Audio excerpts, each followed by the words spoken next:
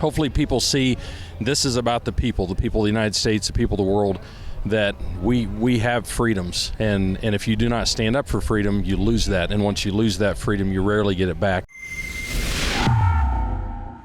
I'm Jeremy Lafredo on assignment for Rebel News in a field in Amarillo, Texas that the U.S. Trucker Convoy is using as a rest stop.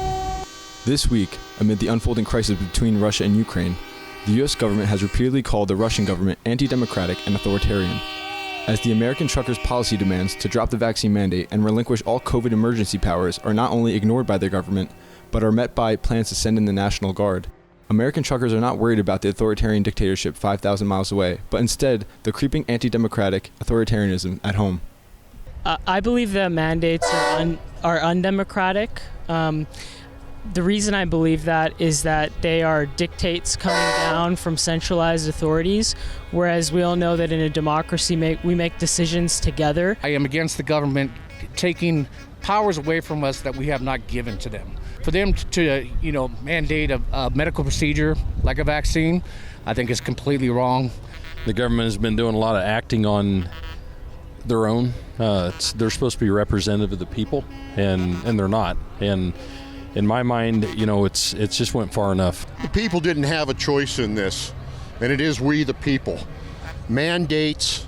Our government is just too powerful right now and is just going in a different direction. Nobody voted on anything. It was all their decision. They're intruding in our private lives, and I don't think that's I don't even know if that's constitutional.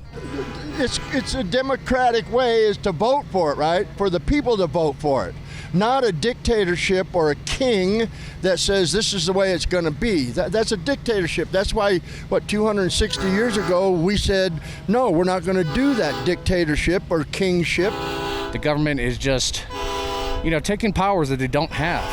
I believe if you get the vaccine, you want the vaccine, take the vaccine. If you don't want it, no one should be able to tell you should have to take it. Anytime a government starts taking away freedoms, they're no longer representative government. And we've came to that point where our government doesn't represent us anymore. They demand, they penalize, and that needs to change. People have to vote for this kind of stuff. You make rules and regulations on stuff that doesn't even concern them. To me, it's really simple. The mandates were clearly not democratic. They bypassed everything. I mean, they even bypassed the Constitution. To me, the Constitution is the key thing that makes America what it is. If we literally allow people to bypass our Constitution, there's nothing left. I fought for this country. I was in the military. I did this trucking thing for 45 years. What do you think you want from me now?